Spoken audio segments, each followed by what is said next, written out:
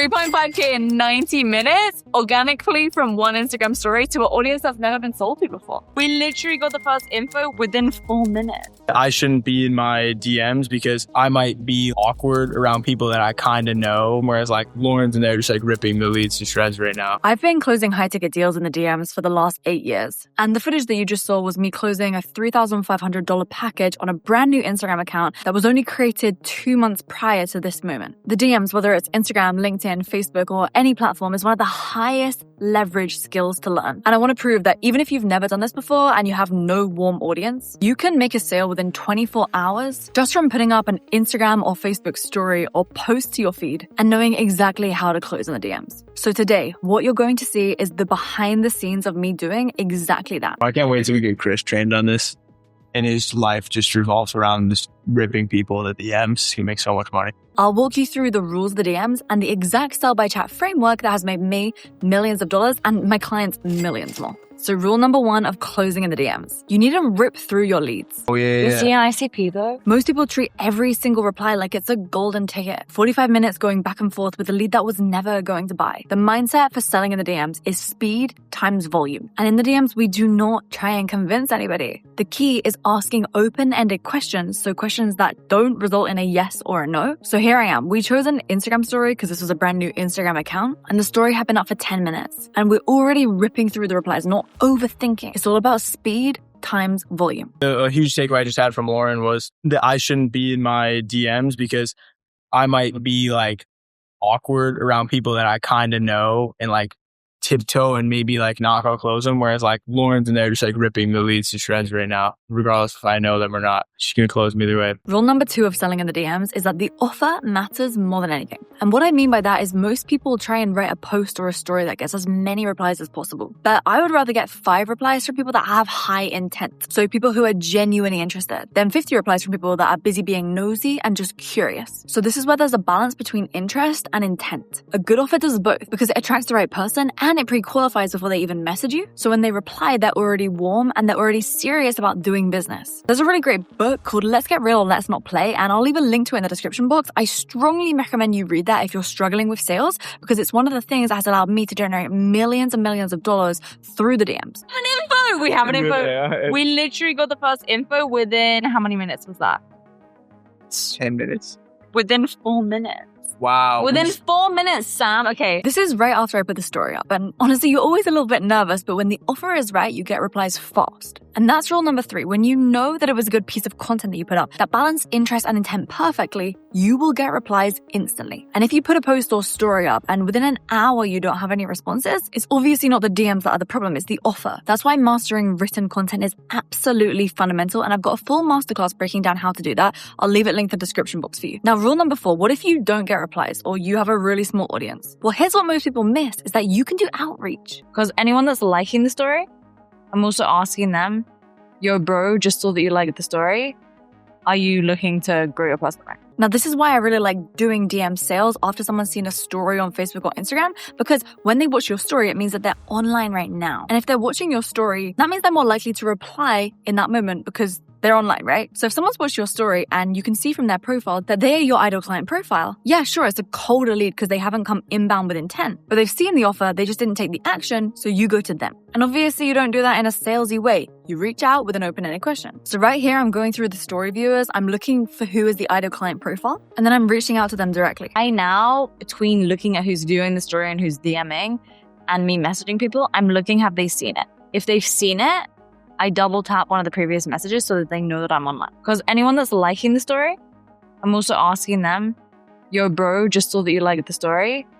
Are you looking to grow your personal brand? Rule number 5, this will save you so much time. Your job in the DMs is not to qualify leads. It's to disqualify them as fast as possible. I see other people talking about the DM saying, try and figure out if somebody's a good fit. Flip it. Assume that they're not a good fit until they prove you otherwise. That way, you're only spending real time with the people who actually deserve it. So every time someone replies, the first thing I'm asking myself is this person even the ideal client profile? If not, I ignore them and move on. No hard feelings. It's just about efficiency. I mean, he's younger. He's younger than all my clients. Can you help him though? Like, is he, because I need to ask him a question. I'm literally like going on your story viewers and I just look at like who looks like an ICP. Like you have the same ICP as me. So I just kind of know. So like I see this guy, this one, because I don't know if he's your friend. He looks like an ideal client for me. Rule number 6, for this particular offer, it is a done for you service. So I need to find out if they even have the budget. So when you have a B2B offer, budget can be a disqualifier because they could have all of the intent in the world, but if they physically don't have the money to put into it, or they have the money but they're not willing to put into it, it's going to be a dead conversation. So I'm asking about budget early on, not in a weird way, but just to make sure this person is worth me spending my time on. The next thing I'd say, like, for quality, you typically be looking between like 2 to 4K a month, depending upon the editor. Well, I'm open. Someone over 50 per reel, someone over 120 per reel.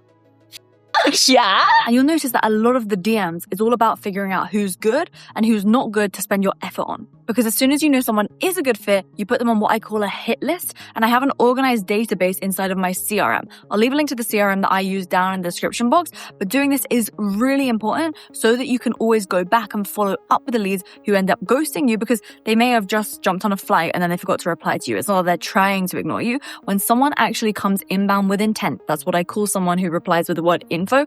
I just use the word info because I find it an easy one to use, but you could use any word.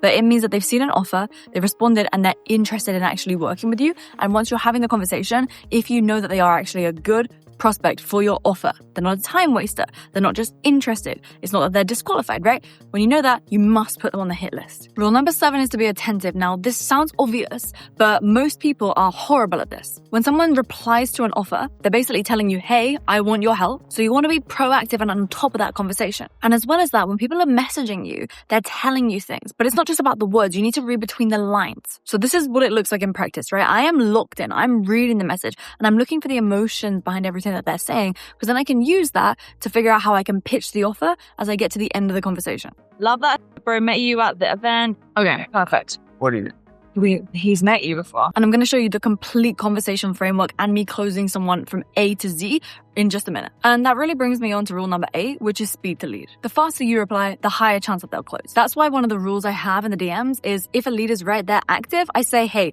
do you have 5 minutes now to keep talking about this? Because I'm going to have to go into a meeting in a minute or whatever you're about to do. That way they actually reply to you because they know that you're going to be gone in a minute. And remember, they saw something that you have that they want. So they want to speak to you. You have something that they don't have, which really brings me on to rule number 9, which is the rule of keeping the conversation going. Every message that you send should make it easy for them to reply, and it should aid you in closing them. So just send one question at a time, make it an open-ended question. How's 7 p.m. Eastern on Tuesday or Wednesday? Which means that it starts with words like how, what, why, when, where.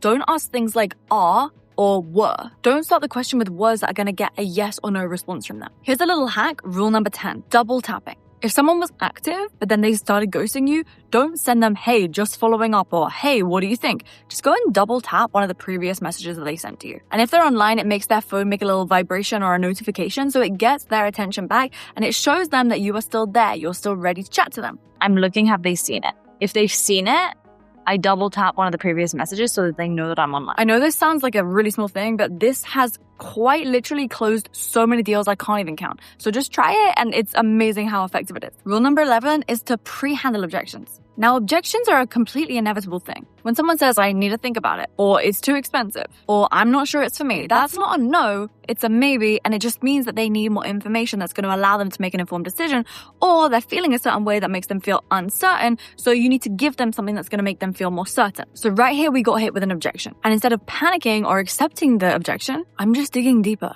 I'm trying to understand what's actually behind the hesitation. My guys don't work on a per reel basis, as we prefer to go deeper on a smaller number of clients. Because once you know the real reason, you can address it. And my favorite way to do that is with case studies that I've recorded with clients who went through a similar thing just like them, organized within your CRM, so that whenever you have a similar issue come up, you have an organized database, and you or whoever on your team is sending the DMs can just pull from that database and say, oh, I totally get it. Client name was in the same situation. And they were then able to go from A to B, which is A, the problem they have right now, B, to the outcome that they want. And this video breaks down exactly how we did it. Do you have 10 to 15 minutes to check that out right now so I can be here to cover any of your questions? Rule number 12 in the DMs, you have to make them feel special. Personalize your messages, reference what they told you, acknowledge what they said in their message. Don't just follow a script. Oh my gosh, I see so many people make that mistake where the lead says something quite emotional and then instead of acknowledging like, oh, I'm so sorry to hear that you're going through that must be really tough,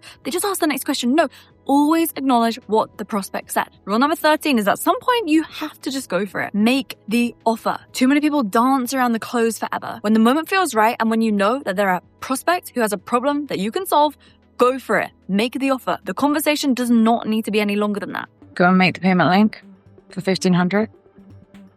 Yeah, it's $1,500 one time. The majority of closes that I've done in the DMs have been 12 messages that I've sent or less. And the way that I do it is I use what I call the magic line. And so the magic line essentially says, fantastic, it seems like we found each other at a great time. Because right now, I'm taking on a small number of people to work with to do exactly that. And basically there you insert what they said. So do you have 5 or 10 minutes to keep the chat open right now so we can go through what it is and how it can help you achieve the outcome that they said that they want? Save that magic line to your keyboard shortcuts because it is extremely powerful. Now, if they say no, they're not available, then you literally just schedule a time to jump back in the DMs. You grab that email, send them an invite, just like you would if you were booking a call. You can book a call with them. There's no reason why you have to do this whole thing in the DMs. I've used this exact process to sell in the DMs and to sell on sales calls. It really depends on what you're trying to do. And if they do say yes, then boom, you get into the closing. And that brings me on to rule number 14, which is when you're trying to get them to the next step, or when you're trying to book a call, if you're trying to book, you use a concept called choice architecture. Choice architecture is where you basically suggest 2 options, allowing them to pick from one or the other, rather than getting them to say yes or no. For example, would you rather chat now or would you rather chat in 2 hours from now?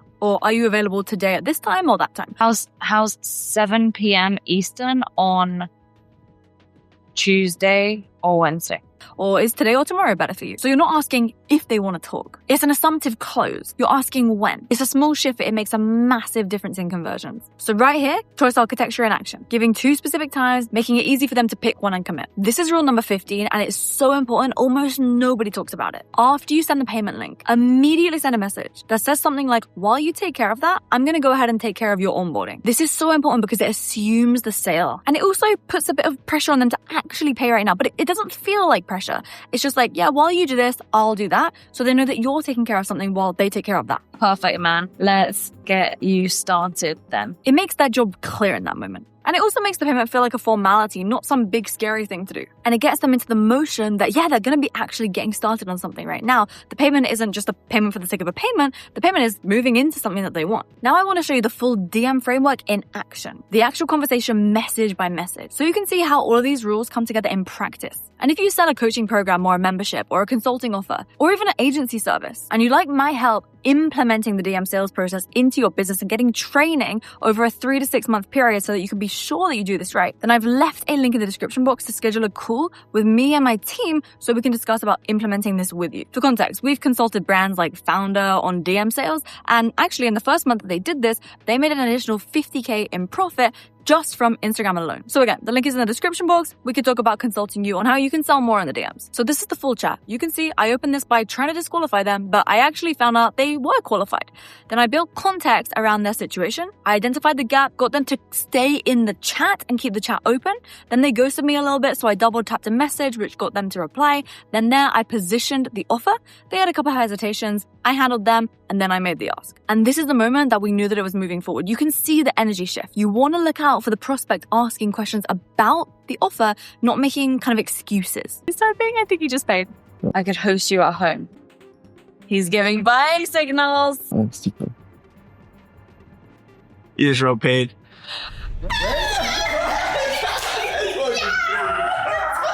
We just collected 3.5K and yes, I'm on top, quick. That's insane, bro. 3.5K in 90 minutes organically from one Instagram story to an audience that's never been sold to before. Never been sold to. That's nuts. Brand new offer.